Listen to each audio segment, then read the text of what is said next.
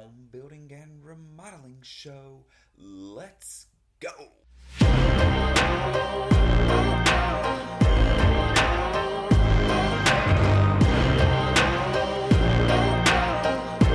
Welcome everybody to the home building and remodeling show. My name is Chris Kirby and I'll be your host. I am the owner of 3 construction companies on the Alabama Gulf Coast. The show is about residential construction. We're going to cover topics of home building and remodeling. Are you thinking of doing a remodel or building a home? Are you a contractor looking to improve your knowledge base or grow your business? Have you ever done a remodel project or built a home? There were so many things you wish you knew or that you could have done differently during the process. Then this show is for you. We break down the process of building and remodeling and how to have the best results during your project.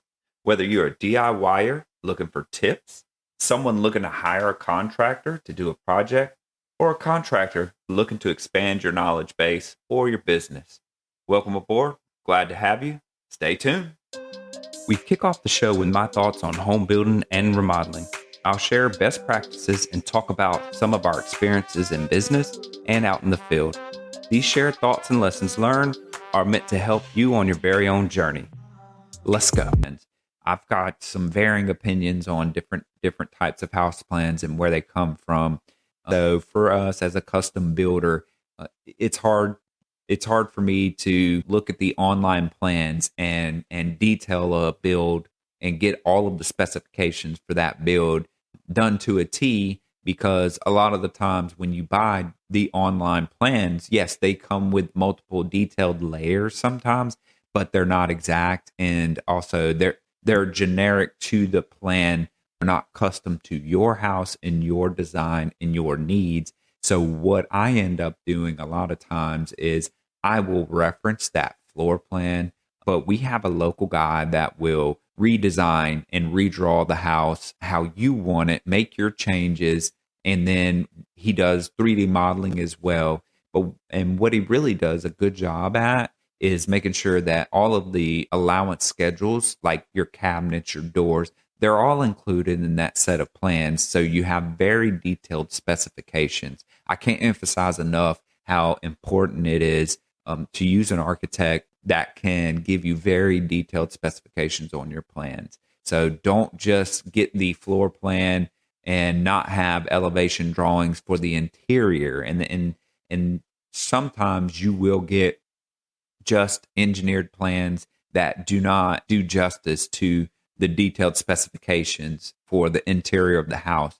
And so it can get out of whack if your builder is just having to go off of the conversations that you have during the meeting and he doesn't have a visual. So it's important to have somebody draw plans that have detailed schedules and that you kind of try to be as exact as you can. It's not a perfect system. So when you're looking at house plans, I know our architect will go back and forth with the client and actually make the changes they want before he finalizes the plans. And once he finalizes the detailed plans, we have the majority of information that we need to be able to give you a number to build your house. For us, the best bidding on house plans comes by using our own guy. And I'm sure most builders will tell you that they have a preferred architect or engineer that they work with because they want the best build, they want the best workflow. And if there are changes, they can call their person more easily than they can if they have to use online plans. And so modifying those plans aren't always the easiest. So make sure that your house plans, that you have a good set of design drawings with detailed specifications, not only on the exterior, calling out the different types of materials that you want and need, but on the interior, calling out the different types of allowance. When I say allowance, we do a fixed fee contract with allowances. So we'll get into that another time. But what I will say is that all of the cosmetic work that's done on the inside should be discussed thoroughly and laid out for you. And so we do our bidding after our architect draws the plans. We get them back and we have details, very, very good details on the expectation of the interior build out. For us, this process goes like this. The client comes to us, they usually have an online set of plans or something that they've sketched up themselves. We meet with our architect. He goes through and it usually takes a few weeks to go back and forth with the client and get their plans to where they need them. Once he's done, we have a good set of architectural drawings to do a rough bid. From there, once we nail down the budget, we nail down the architectural plans. It goes to the engineer. The engineer takes a look at the plans, and that engineer, structural engineer, is looking to make sure that the house is sound structurally. And so, where the architect actually designed the plans, they may have missed some of the structural components necessary to create that wide open look that the client needs and those spans. So that's the difference between the architect and the engineer. The engineer is actually going in and taking a look at different structural components in the house, making sure that they are accounting for the load-bearing walls, the load-bearing columns, the spans, making sure that the strength of lumber, the going from a 2x4 to a 2x6 to a 2x8, depending on how long of a span you need. The engineer is looking at all that stuff. Or do you need what's called an LVL, laminated veneer lumber? And, those are for your larger spans. And he's running calculations and making sure that not only do the specs comply structurally, but we also have to make sure that the specs comply with the IRC, the International Code Book.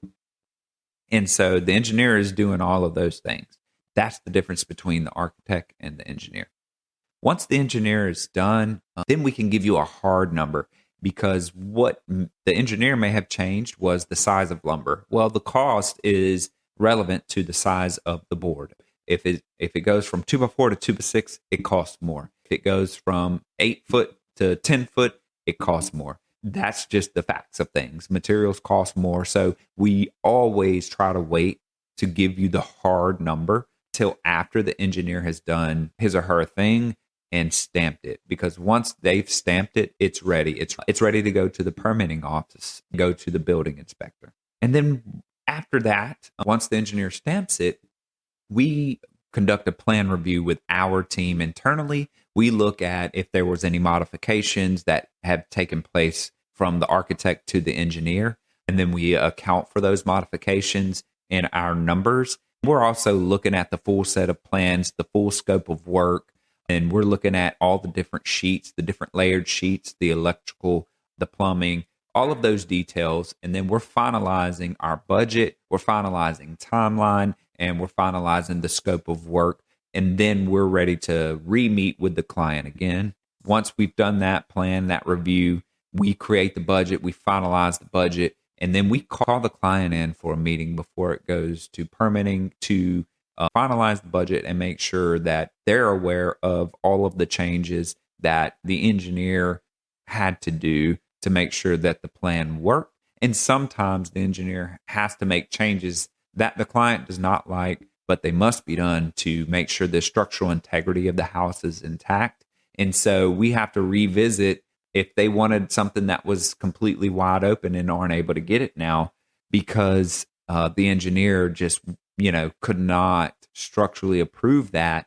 Then we come up with alternatives. Do we need to do a column? How do you want the column dressed up?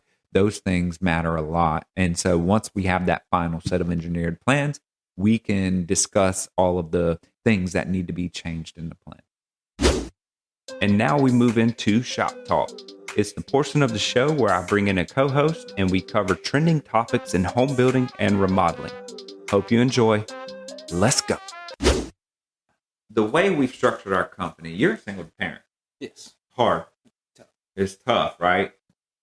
We've put value on making sure that all of our employees, all of our team members have a good quality of life. And we do that because of the single dads and single moms. And not only that, but even me, I spent 20 years in the Navy, and a lot of that time I was away from family and missed events. So we've done our schedule to where we can work through the week and get off at a decent hour and go home that's part of, we make sure that happens for all of our people. Right. That's one of the perks of this company is knowing, you're going to have your family time. Yeah. And it's, I mean, it's a big, that's a big It's deal. it's a big deal. And I knew it would be because for me, like I said, we didn't really have an option in the military. If you're told to do something or you've got to work hours, and it's different, right? If our mission was missed, that could be somebody's life at stake. That could be, Right. It's a lot different. However, here you never know what people have to do or have going on at home that they need to take off. So Right. it can be done, and I think that's more of the message. There are a lot of construction companies that they base what they do around project completion and not necessarily around the quality of life for everybody involved in the job.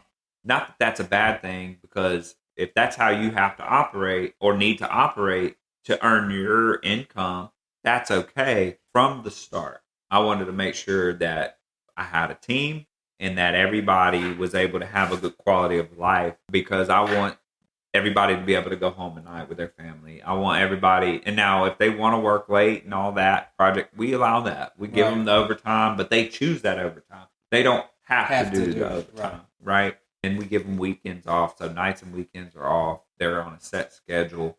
We offer a 401k and all of this sick stuff. Time, vacation. Yeah. You don't see that at construction places.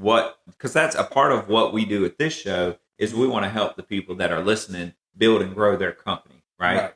Look, I say we're successful because we've got people who are living good lives. And to me, that's success. And that's what we want to continue to do. I'm not saying that we're successful because we're making a ton of money and we all drive fancy cars and stuff like that. So we have that discussion with our people that if money is your bottom line, then we're probably not the company for you, right? But you will get a good living and you will get time off and you will get the benefits. And a lot of the times we do end up hiring that person because they do see the value in that. They understand what it's like to grind 12 hours a day, 6-7 days a week, or have to take jobs, 50 miles from home. So a lot of the time they're traveling and different things like that in contracting. Right. So a lot of contractors and stuff, if you don't work, you're not getting paid. Yep.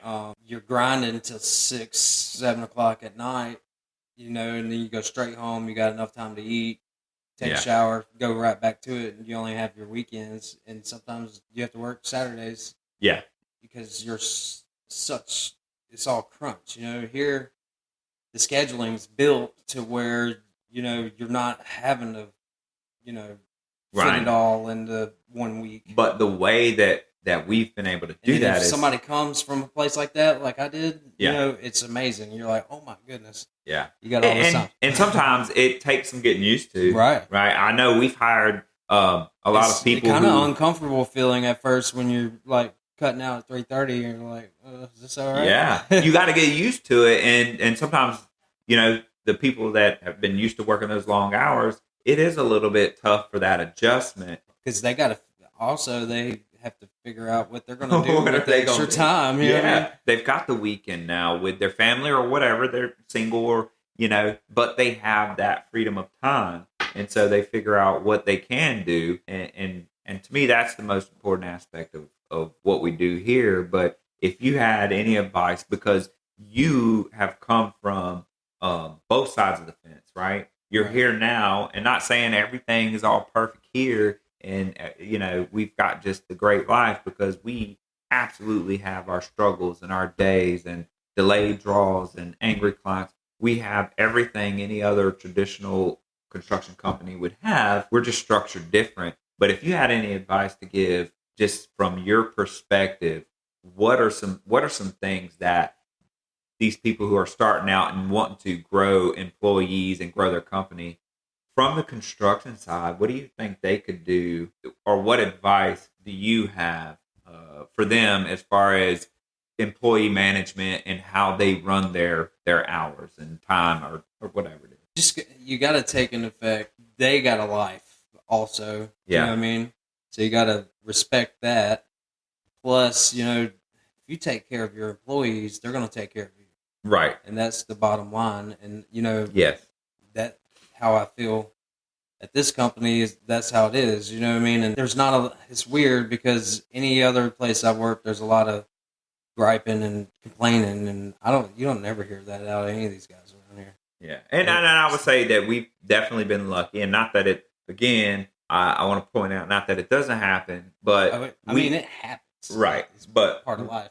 Right. But it's not as much because we try very hard to take care of them. And then, a lot of us guys that aren't in the field try to eat the stress, you know what I mean? Yes. And keep it off of those guys. Let me ask you this.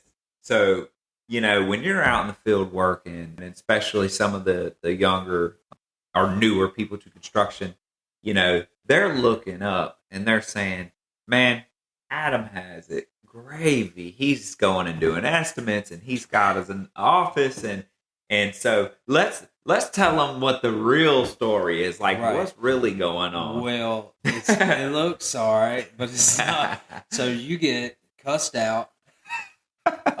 People will call you and ask you, I understand you want to know semesters, but it's Wednesday night. You shouldn't be calling me at 10:30.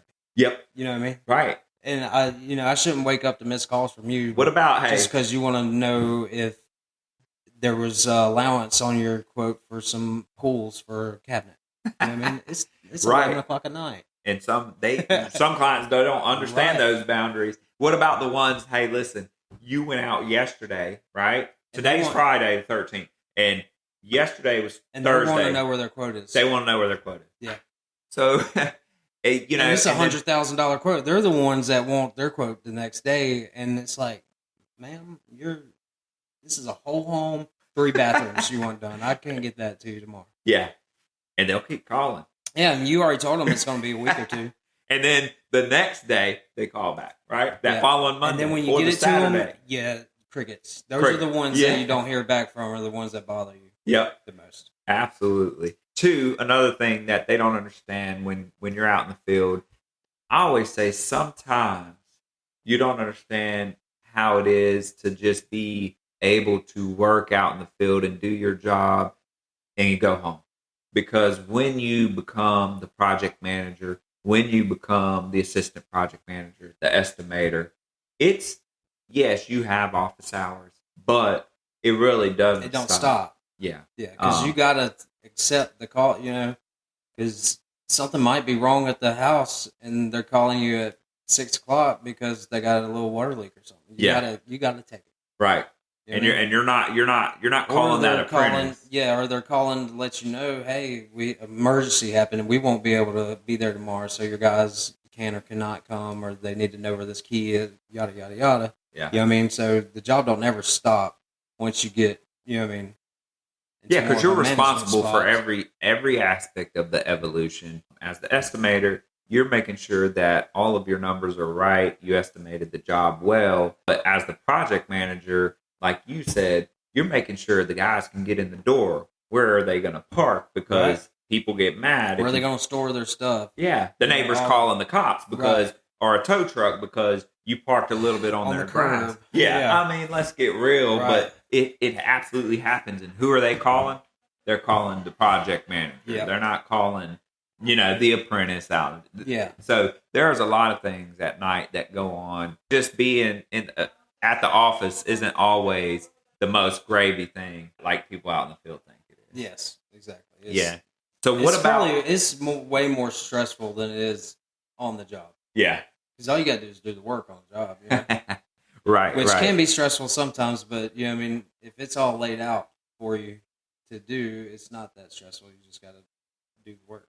Yeah, absolutely. What about the client? Okay, so let's talk about this because this happens. You have done this amazing. Your team, right? Your project manager, your team has done an outstanding job, and it looks immaculate to you. Like you are just happy with it. Right. You're like, wow, it really turned out good. I'm proud of the team. I can't believe it. And the client says, this really isn't what I wanted. And I'm not going to give you the money until we get something figured out. this is what they originally picked out, and they picked out everything. right. Right. And they now, let you get basically down to the end to tell you, well, it's not exactly the bathroom I was looking so I'm going to hold some money. Right. for. Right. Right. So sometimes that happens. So when that happens, you've got 2-3 guys that were on that job that are ready to collect a paycheck. You've got a plumber and an electrician that may have come out. Yep. And right. And you're figuring money out how to pay them, and then the client says, well, it's not the vision I had, so I'm not gonna pay for it until maybe we tweak some stuff. I mean, so what does that do, and what kind of pressure does that put on you? Because sometimes there's no answer to the where you're going to get the money from. Right. I don't know. It is tough. You know what I mean? Especially when you got all these things going on. You got 3 guys, plumber, electrician, and they all, you know what I mean? It ain't their fault that you didn't get your payment. Thanks for joining us today. As always, we are grateful for our listeners and your continued support. Please subscribe to our YouTube channel. Follow us on social media via Facebook, Instagram, and TikTok. Get more info at our website, www.thehomebuildingshow.com. And as always, remember who we are, the Home Building and Remodeling Show.